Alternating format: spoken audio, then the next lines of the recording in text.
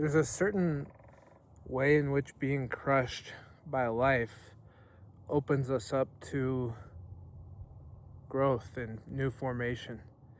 And as I've been on this journey in becoming an Orthodox Christian, I have been crushed by the caregiving situation at home with my wife.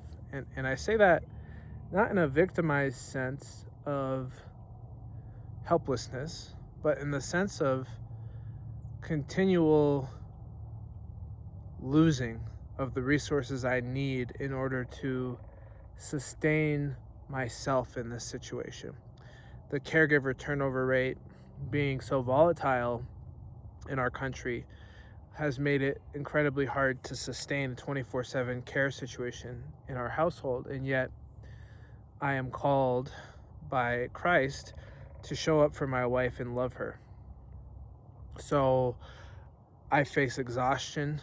I face extreme caregiver depletion, which any of you who have done serious medical caregiving will understand.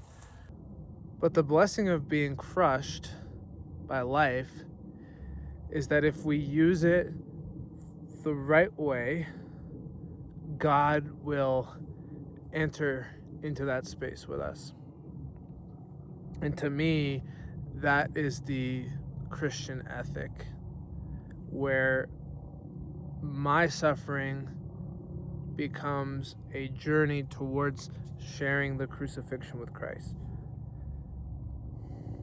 I'm not very good at it, but I'm stumbling forward in that direction a little bit at a time. But there's a freedom in not knowing,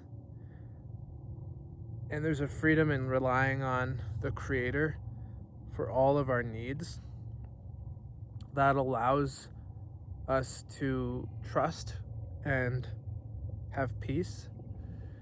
And I know that regardless of all the things in my life right now that I can't control, I know that God is making a way forward, and that just because I can't understand what that healing remedy is and what that looks like doesn't mean it's not exactly perfect.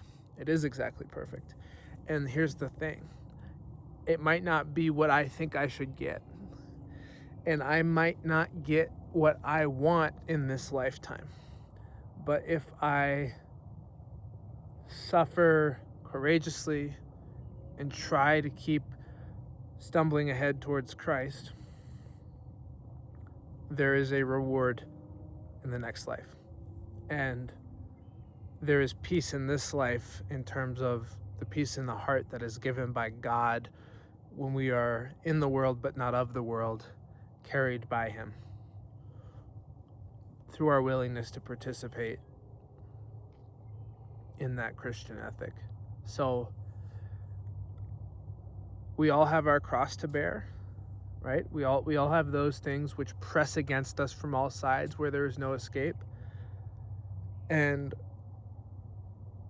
I think if we can use those situations synergistically to humble ourselves and try to get closer to the Creator, that we have a great opportunity to grow in love and faithfulness.